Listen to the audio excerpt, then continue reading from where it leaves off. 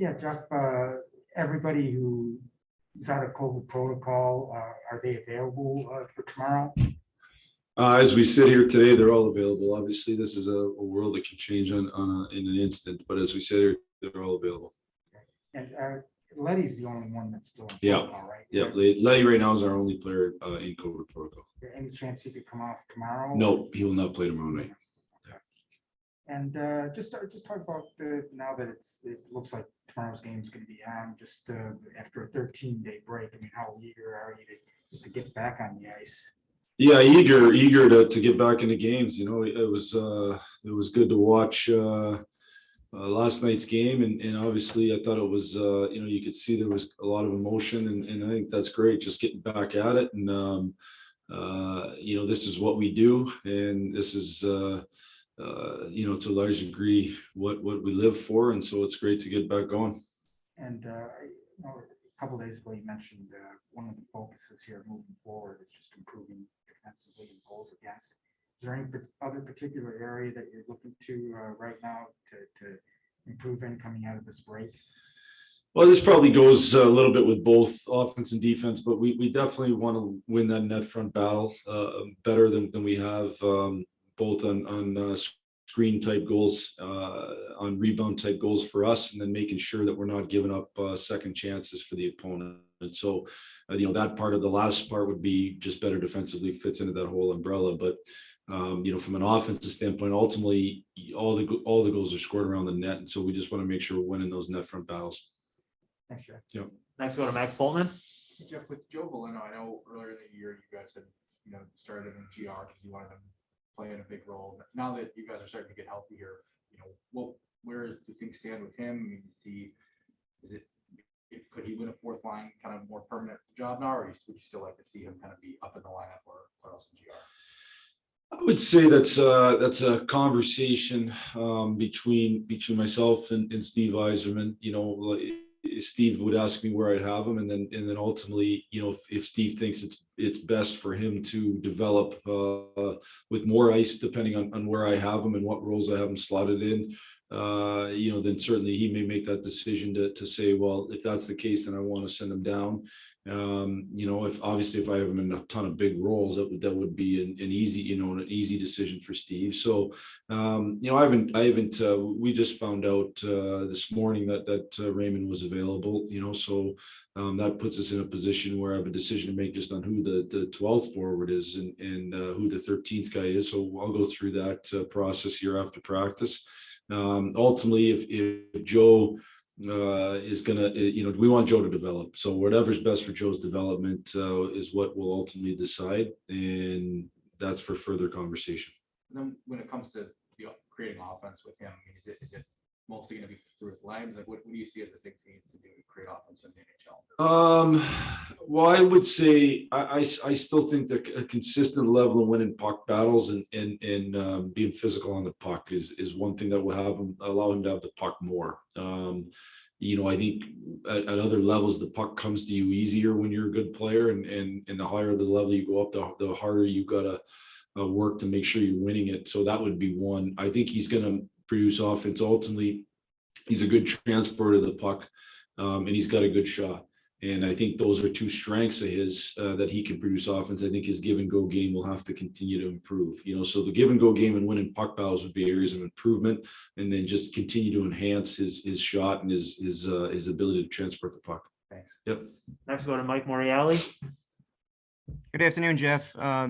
Moritz Seider, on top of what he's been able to show offensively, he's also been a tough physical presence for you as a 20-year-old. He's up there among rookies in hits, block shots, takeaways. So from a coach's perspective, is that getting more than expected from a rookie, or do you anticipate that from him despite his age? And I guess as a follow-up, how tough a player is he? I'll answer the last one first. He's got a definite toughness to him. A physicality side to him, I guess, would be the way I would describe it. If you go and search the internet, you'll see a loop of like huge kind of Cronwell type hits last year in the Swedish Hockey League. I think he's got to get stronger and thicker to do that in the National Hockey League. still, but he's got that edge to him for sure, and he can punish people physical from a physical standpoint. So he definitely has that in him. Am I surprised? I think I try not to look at players' birth certificates. I think ultimately he's somebody who I've been able to watch play in the American League. I thought he was had edge and was physical in the American League. I watched him in the Swedish Hockey League, and as I just said, he had definite physicality in the Swedish Hockey League. So that led me to believe he'd have an opportunity to do that at our level, and I think it's coming, and I also think it's going to come even more as he continues to build that 20-year-old body into a 22-year-old body. I think he's going to ultimately put on more mass, more power, and or add power and put on more strength. And as he does that, it'll be an even bigger factor. He's definitely got that in his game. Thanks, Jeff. Yep. Next, go to Bob Duff. And Jeff, before you knew you were going to get Raymond back, you had Fabry slotted in to play on that line, which would have meant over the course of the season, he'd have replaced all three guys at some point on that line. Is his versatility one of the factors that makes him valuable? Yeah, I think so. I think, Fabs feels comfortable playing all the positions. He's played some center for us and feels comfortable jumping in there. And I've used him mid-game at times, even coming out of a penalty kill, depending who's killing. Certainly when Larks wasn't there, I've used him a little bit. He can play either wing. So that's certainly one of the things that makes him valuable. I think what makes Fabs the most valuable is his competitiveness. I think he's extremely competitive, and so he can help any line that he moves on to. But that's certainly one of them. Thanks. Yep. Next, go to Kevin Allen.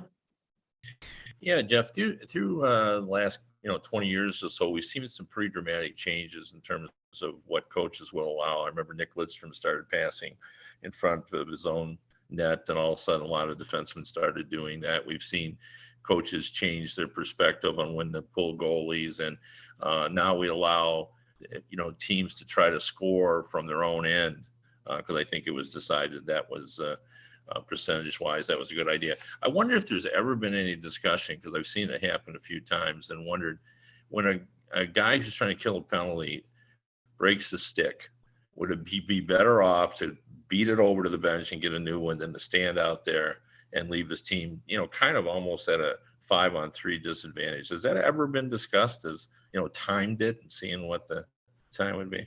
Yeah, we haven't actually timed it. We certainly discuss it, and we have a plan with our guys. Different coaches have had different approaches. The one thing about a plan in those situations is it does not happen a lot. And so even if you have a plan, the guys, in which case we look for opportunities in the first and third where you're near your bench to try to sprint and get your stick. And you're hoping the other three guys on the ice react accordingly, understanding that at that moment you have to adjust your penalty kill for a second until you can get that fourth guy back. The problem is you don't get enough practice time in this league. So it's not like you could practice that a lot, and it doesn't happen a ton. So both 5-on-5 and shorthanded, those are discussions. The second period, I know some coaches, I believe Ken Hitchcock was one of these, where in the second period he would sprint to the bench and 5-on-5, not necessarily 5-on-4, but we haven't, we're not there in the second. We think it leaves you exposed for too long, but it is definitely something that coaches have talked about lots over the last number of years. Is there any other area too where you could see there's going to be some change on the way we do business as usual that's being discussed, but no one's been daring enough to do it? Boy, Kevin, I'd have to think about that one. That might have to be for a different interview. I don't. I know Bob Daniels at Ferris State was a big fan on the penalty kill of when you clear the puck down the ice, all four guys dropped their sticks and gloves and then went off the ice. And then the new killers came on. So when the puck came back in the zone, you had 4 sets of sticks and gloves. So I'll credit Bob Daniels with that. We found that that actually results in an unsportsmanlike conduct penalty. It's actually in the rules. So that thought didn't go as well. On the 5-on-6, when you got the 5 guys, some guys, and actually Bob Daniels had this. I know Toronto Marlies did it against us when I was playing in GR or coaching in GR. kind of hide a guy behind the net. So when you dump the puck in with the 6 guys, which most teams do, the 5th guy standing there, you leave one guy stretched out long, you ice the puck, he gets to it and scores on an empty net, you know. So those are different things that I think coaches have thought of. You know, so but beyond that, nothing that you know, those are kind of, you know, tricky type stuff. I knew a coach at Culver Military Academy for a long time. He would always play only 4 guys in his defensive zone, and he would leave a hanger in the neutral zone all the time. And so when you went into the O zone against them, you would have 5 versus 4, but the minute they got the puck, they'd send it to that guy for a potential breakaway. You know, like that's another thing that some teams have tried to do, maybe when they're down 3 goals in the 3rd period. None of them have really obviously gained any whole tons of traction yet. Yep. Thanks, Jeff. Yep. Next, go to Ted Colton. Hey, Jeff, forgive me if somebody asked you that earlier. I had a trouble hooking on, but I mean, you've been involved with the junior ranks. How disappointing do you think it is for those kids and coaches with the tournament being canceled? Devastating. You know, I had a chance to talk to the World Junior team, our U.S. team, before the tournament, and I, like a lot of people, I was really excited to see this group. And it's just honestly devastating. I was crushed to see it. You know, it's just been a really, really hard couple of years for a lot of people, certainly. But you know, these are these young people's dreams. Like, these are huge moments. I've had a chance to coach in the World Juniors. And, you know, and I would say, like, it's not just this World Junior that got canceled. It happened to be in the middle of it, but the World 18, Women's World 18 is canceled as well. So those poor girls, you know, this is a lot of what they strive for their whole lives growing up, and now they don't get a chance to compete. You know, I know they're working to try to find a solution to that. I think that's the 2nd year in a row for the women World 18s. Like, that's crushing. This World Junior group, the older guys on the team, you know, they had their World Under 18s canceled. You know, if you go back to the beginning of this pandemic, it was supposed to be in Plymouth, Michigan. So yeah, it's just that my you know, I just know how much work goes into it. I know how much passion's involved. I know how much Nate Lehman and his staff put into it, how much John Van Beesbrook and his staff put into it to this. And for it to just end on a you know, drop of a dime is crushing for everybody involved. It's really too bad. And it's you know, it's a great chance and great tournament and a great opportunity to showcase for the upcoming NHL draft. That, you know, there's tons of scouts that are out there that all of a sudden don't get to have those looks that they depend on to a large degree. And everybody's equal. We're all going to adjust. And I understand perspective. Like, I get that, you know, there are worse things in the world. I get that for sure. But you're talking about, you know, dreams of young people, and it's crushing when they don't get to have those. I think life's about experiences. Like, I think at the end of the day, that's what life's about. They don't get to have that experience. To me, it's I feel terrible for them. That's perfect. Thanks, Jeff. Yep. Last question, Helene St. James. Jeff, what advantage will you have tomorrow night playing at home? Specifically with fans. Yeah, you know, I think I don't advantage disadvantages. You know, I would say advantage for us. I think anytime you play at home, you have an advantage, and I think Little Caesars Arena has proven to be a great building for the home team, a great building for us, a great advantage from a momentum standpoint. The crowd's been awesome. I'm certain tomorrow night's crowd will be awesome. They've given us tons of energy. They've helped create momentum. If I'm a visiting team, I'm sure it's becoming a really hard building to play in. And so, you know, that's a huge advantage. You know, you obviously have advantages with matchups and that.